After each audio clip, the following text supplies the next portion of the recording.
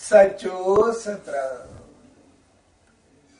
सचे सतराम साईं कंवरराम खे समझाईंदे चयो त हे कंवर, तृष्णा यानी हवस ऐं हसद जे नास थियण ते ई सचो संतोष यानी सुख ऐं शांती मिलंदो आहे।